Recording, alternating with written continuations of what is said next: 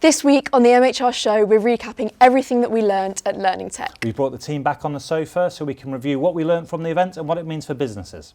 Let's go.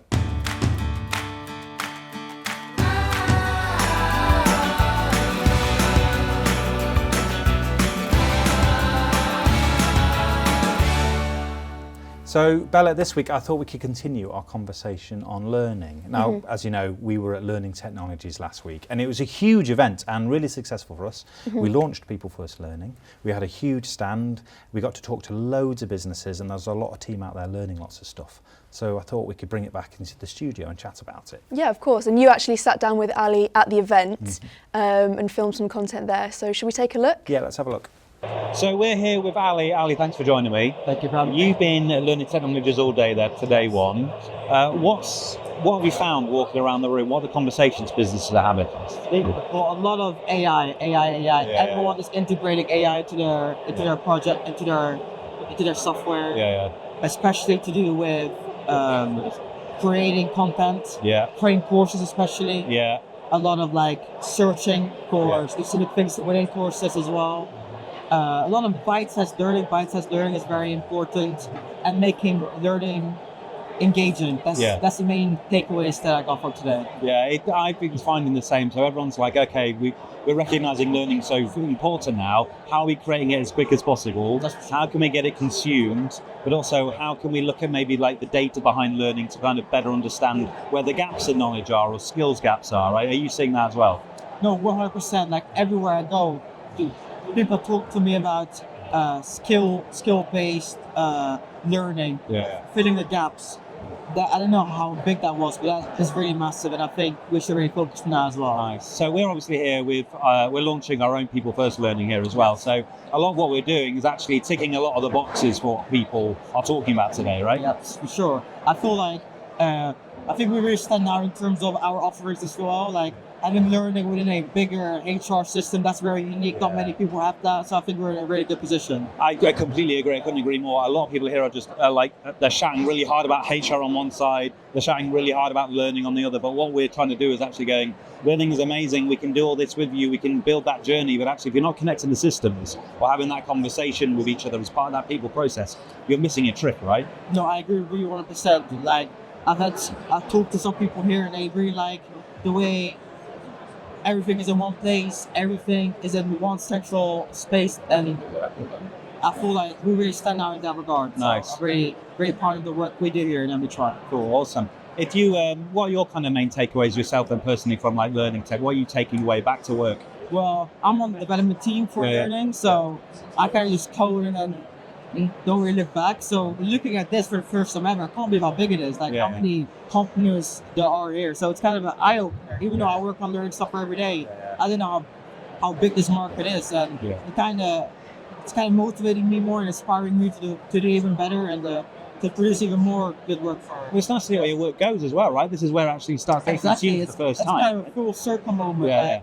I think it's good that I came here. It's a good opportunity, so I get to see the stuff you guys do in marketing, sales, but I don't really know any of it, to be honest. So getting exposed to that has been a real great opportunity. And this is what it's about, right? Everything you've learned here today and you've seen, we should be coming back together and talking about it because we can evolve what we're doing with People First, right? Yeah, I think we should definitely communicate more across departments. Even though we do that already, do it even more frequently, more meetings. I feel like that would be better for everyone. That's exactly the conversations we've been having. People who are interested in People First, though, right?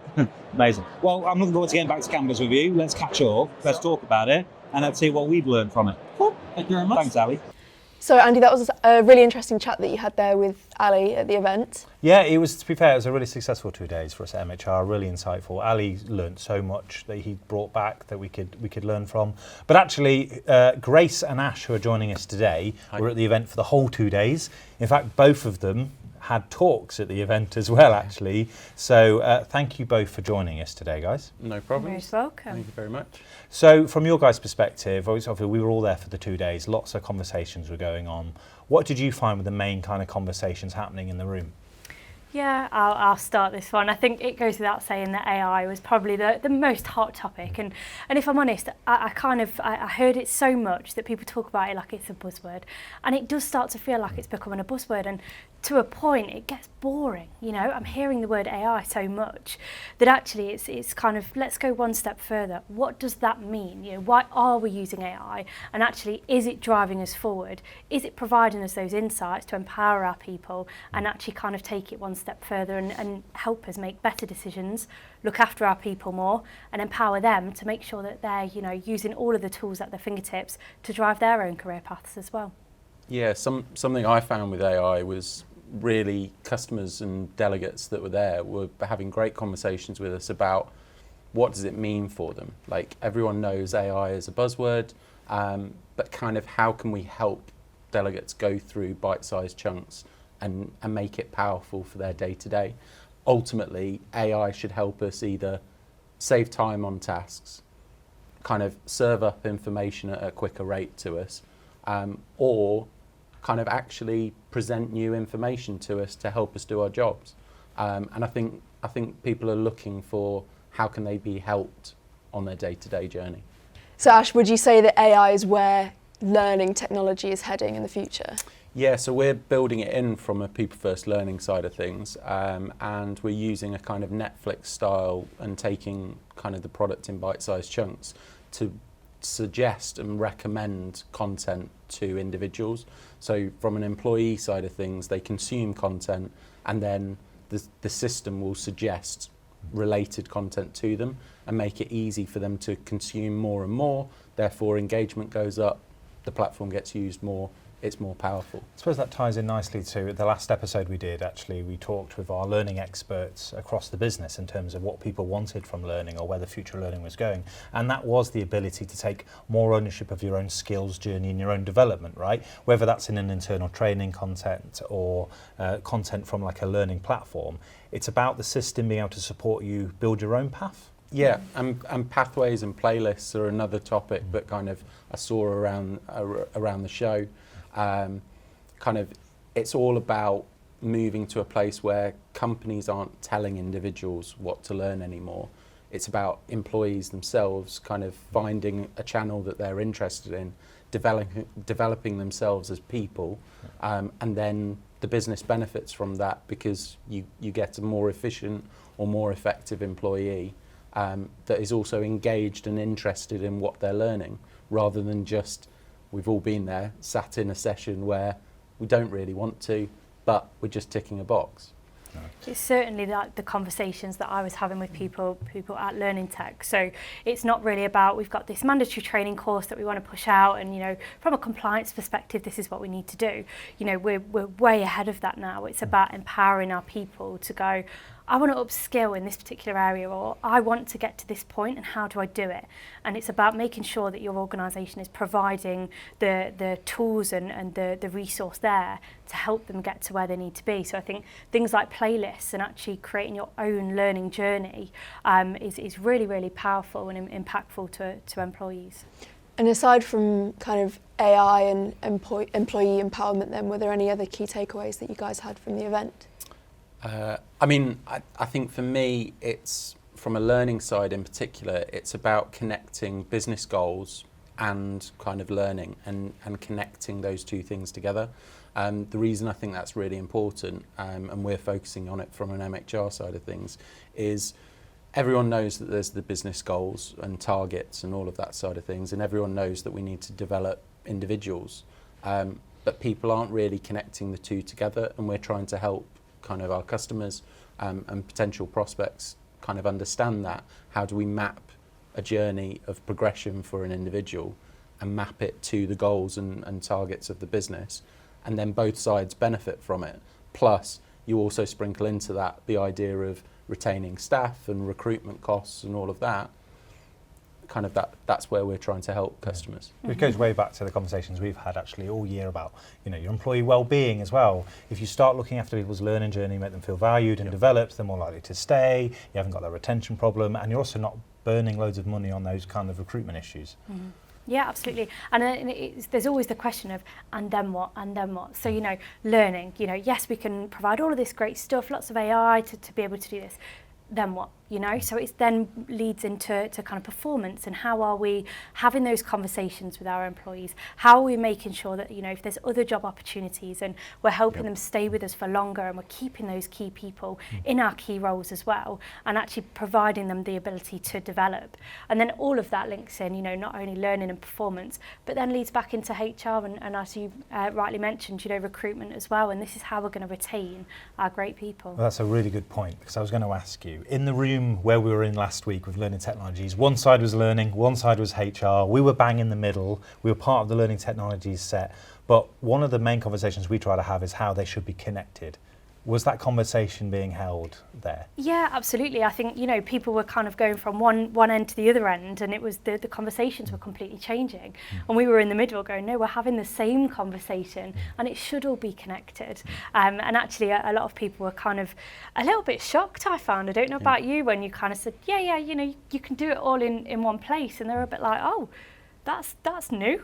So I think, you know, certainly kind of from the both conversations, people were shocked that you could do everything in the same system, and you didn't have to navigate between 4 or 5 different platforms to actually achieve all of this great stuff. Yeah, and I think following on from that, the integrated system, standalone system debate is always there for companies, and they're trying to evaluate and find the best solution for them. What works for us is that our system is interconnected, which means that you can take a system like, or a process like check-ins, for example, with an employee. If you can connect that automatically with your learning side, kind of, it's a powerful thing. And it also means that, yes, you could achieve it right now with different systems, but having it all interconnected means that more of that process is automated, which then frees up time for individuals from a manager point of view.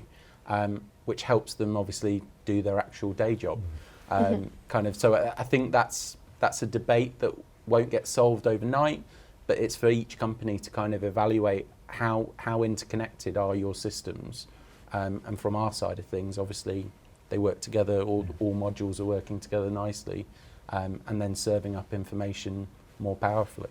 And on that note then, we recently launched People First Learning, obviously. How did it go down at the event? Were people interacting with it? How was it received?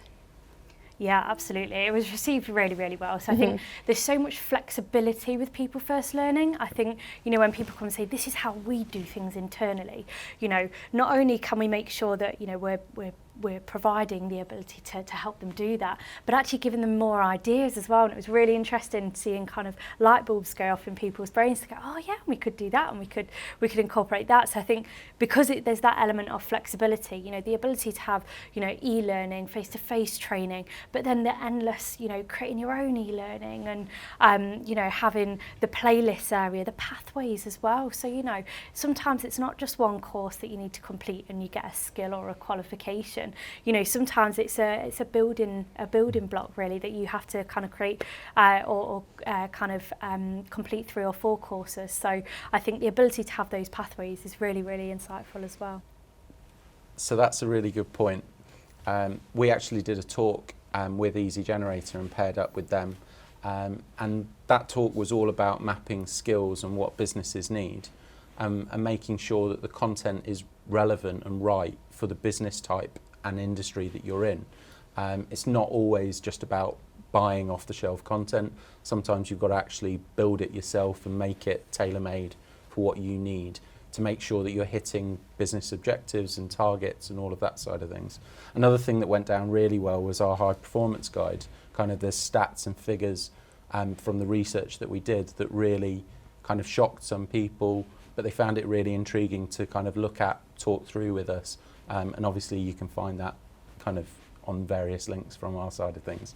Well, that wraps us up nicely. Thank you both for coming in and joining us. It was a very busy week last week for you, so bringing all that knowledge while it was still fresh in our heads is brilliant. We've got it recorded now, you don't have to say it again. We do really appreciate it. Obviously, you've both mentioned a few things there that we can talk about and direct people to. So for those that are watching, you can actually get our new People First Learning guide on our website through our Knowledge Hub, as well as the Secrets of High Performance report we've discussed. And there's a huge raft of information about learning as well, especially from that event. So make sure you check it out. That's all from us this week, and we'll see you soon. Thank you very much.